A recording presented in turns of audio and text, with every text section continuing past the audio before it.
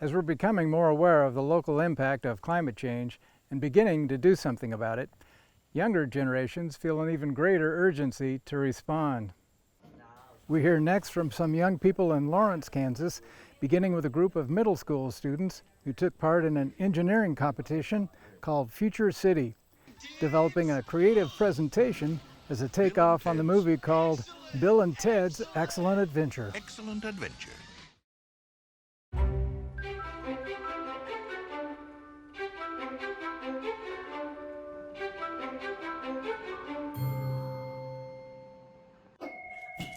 Whoa! Where is this place, Ned? Don't you mean, when is this place, Will? Shut up, Ned. We gotta focus. It's Taipei 2123. We gotta get back to the past for 2:45. Mr. Rides give us an F on our engineering report. Alright, let's go find an engineer and see if they'll come with us on an excellent adventure. Look! It says ASCE Taipei 102 Convention Center. It's an engineer right there. Let's go engineerize with him. And there you can see. So Future City is a engineering competition. Basically, for this competition, kids choose a city and they have to project forward 100 years into the future, and they're given a theme every year. This year's theme was climate change. So for this year, they had to develop at least one mitigation strategy and one adaptation for their city to help address climate change. Well, it's cool and all, but why do you need all this climate-friendly technology? Climate change isn't that big of a deal, is it? Hey, uncool, Ned. Climate change is a most serious issue. Is this a topic that you've been learning about for a number of years now, or is this something new? So this competition in particular started this year, but we've done tons of projects on it through like elementary school. I remember last year when we did Model UN, it was a big issue that was one of the resolution topics. It's such a mainstream thing now, and I think that that's like good, getting the awareness out of like, this is happening. We know what we're going up against, and we know like this is what's going to happen in our lifetimes. Like ice caps are going to melt, sea levels are going to rise, like global temperature is going to increase 2 degrees Celsius since, Industrial Revolution. That's big changes. So I think we're all like really starting to get like fired up about this, because we know we're going to be the ones who are suffering the consequences. We're living with the effects of climate change now. These kids' whole lives will be affected by those results. And so for them, I think it's a really great opportunity to be thinking about how they can have a positive impact on the future. I feel like we all hear of like climate change as becoming like it's like a issue that's like somewhat off in the future. Like we can do stuff right now, but like we don't need to worry about it that much. But that's not the case anymore. Stuff's happening right now that's having very like dangerous and disastrous effects. The global climate crisis is changing Kansas as we know it and upending my generation's assumptions about a future in our home state.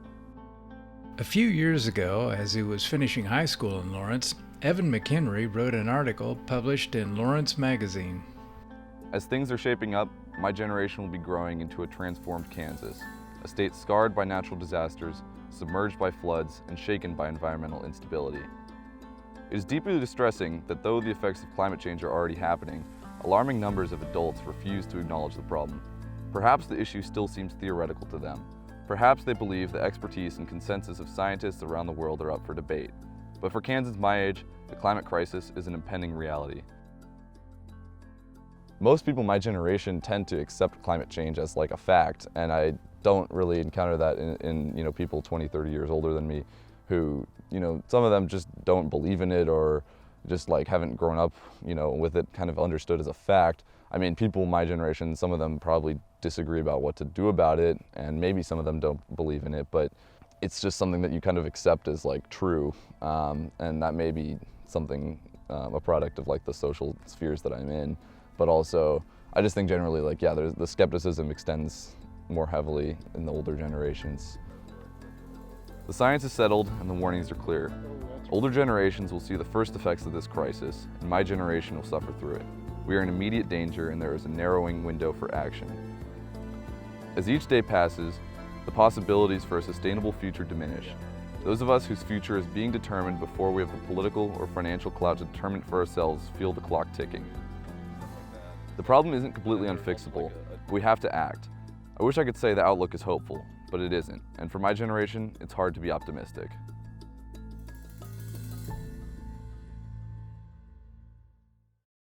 For many, the realities of climate change can be overwhelming, and in some cases, it can lead to extreme depression and even suicide.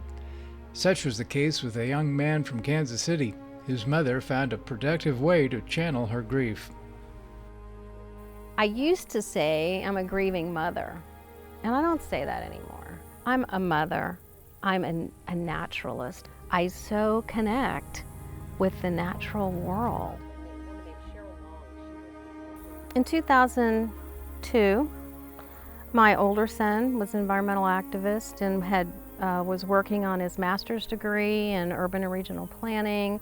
He was in a joint law program, had undergraduate studies in environmental studies and sociology. And the more he learned about climate change and how much human destruction there was around the planet, the more he understood about all of the social justice impacts of human-caused climate change, the less he felt he was going to make any difference. And we lost him in 2003 to suicide. And he journaled a lot, and one of the statements in his journals was, "I know all about sustainability, but I don't know how to sustain myself." A software developer by profession, Sammy Aaron says that she started taking yoga classes immediately after her son's funeral as she began to cope with his loss, eventually becoming a yoga teacher herself. Long story short, I started teaching pranayama, which was the yoga breathing practice, got into meditation. I wasn't all that interested in teaching the asana, the physical yoga poses, but it was the deeper practices that really called to me. And I started leading workshops, Heal Your Grieving Heart workshops, really focusing on the emotional and spiritual perspective and not so much the physiological perspective. So, yeah. So then what gave you the idea to create the Resilient Activist? And I guess I should ask, what is the Resilient Activist? How did that come about? One of the things that there was this time, I was heading towards the age of 65, thinking about closing down my software business. There was in the back of my mind the words, the Resilient Activist. Because what I knew was the world needed people just like my son, needed people who had the science, the education, the heart, the enthusiasm, the compassion, the sensitivity to really make the shift that the world needs to make, right, in order to alleviate so much suffering that's happening now and that's going to be happening. And those people need emotional support. Those people need to know how to sustain themselves, right? And our mission really is to help support people as we navigate climate change. Our main focus is on supporting environmental activists.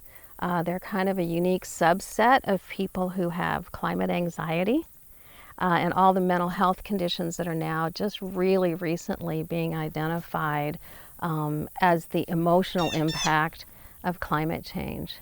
And so we incorporated in March of 2018 and just kind of wound our way into where we are now. In addition to providing online activities like climate cafes and book discussions, the Resilient Activist offers workshops that provide resources for dealing with climate change, aimed specifically at those who work in fields most impacted by it. But it's this long-term practice of finding the way to live with the grief, the fear and knowing of it's only going to get worse, and the recognition that there's still so much beauty out there. How do you even notice that the sumac here is so gorgeous? How are you drawn to that? when all you could think about is your grief, because then you're closed off, right? How do we do that? And that's a big part of it, because the more joy we have as activists, the more we can give, the better we feel, the better we think, right? If we're in fight or flight mode all the time, we don't even have all of our brain capacity, because everything's immediate. And there's no immediate solution to any of this, right? And so that's what we offer. As a nonprofit organization, the Resilient Activist hosts occasional fundraisers to help support its activities. These also provide an opportunity for like-minded individuals to come together and share a sense of community.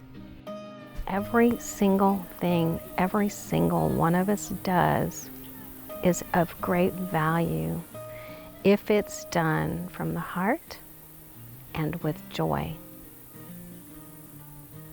And then if it's shared.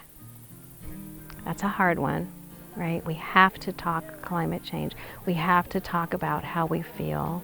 We have to be open to being vulnerable and having that letter, that template letter of, I need to say this, I need to speak my truth about this. Because community is going to gather around that, right? That's it.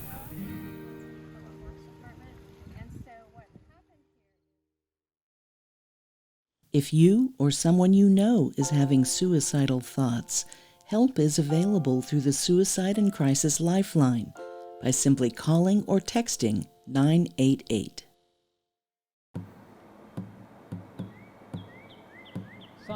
Sunlight, all of those relatives, all of that life, those gifts that we're surrounded with. Dan Wildcat, a Yuchi member of the Muskogee Nation of Oklahoma and longtime faculty member at Haskell Indian Nations University in Lawrence, led the ceremony welcoming everyone to a special gathering on the Haskell campus in early June of 2022. This was the first in a series of public conversations initiated by Lawrence resident Steve Lerner through a project called Step by Step, inviting people to share their concerns related to climate change. And I'm a psychologist in my day job as well as a filmmaker.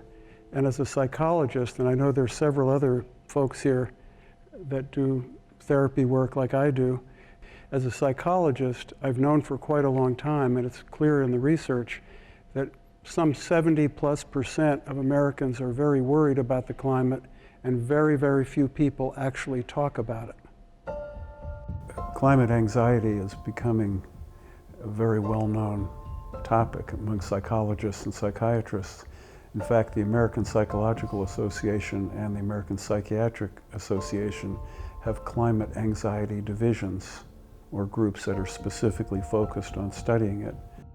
Those who are researching it report an increase in anxiety-related disorders and other kinds of symptom pictures. And it doesn't mean that a person walking in to see a therapist immediately says, I'm here because I'm frightened about climate change. But if you think about climate change as a background anxiety that's affecting our culture, and maybe different segments of the culture, of the population, may be affected more extremely. I think it's a background force that's driving a lot of reactivity. I mean, the psychologist in me says some of the divisiveness in our culture may be being driven by a different anxiety than the topic of the debates. I mean, as a species, we're facing severe impingements from climate change on everything about the way we live. And how does that affect people? They may not think, well, I'm scared because of climate change. They just may act more reactive than usual because anxiety is boosting up. With funding from Humanities Kansas, Lerner convened half a dozen gatherings around the state, inviting participants to break into small groups to converse with each other after listening to his own remarks, along with a bit of indigenous wisdom, or indigenuity as Dan Wildcat calls it. Well, I read Dan's book, Red Alert, and that's when it occurred to me that that would be a great starting point for each one of these events, because it gets people thinking differently about where we fit in. In my book, Red Alert, I made the argument that I'm all for climate change, a cultural climate change, because we cannot address the physical climate change we are seeing on the planet if we keep thinking the way we've thought. We need a cultural climate change.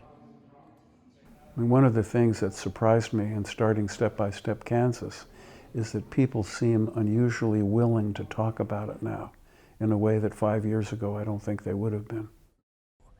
We talk a lot in our places like Haskell we talk about 7 generations. We talk about thinking about our responsibilities for 7 generations into the future.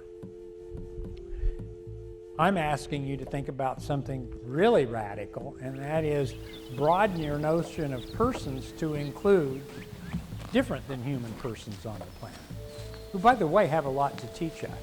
They have lessons to teach us about how we can be more competent, mature human beings. Again, that's not romanticism. I call that indigenous realism. And so it gets at the notion of coming together for a very challenging, large cause. We can't make a change if we don't have people coming together to talk about it.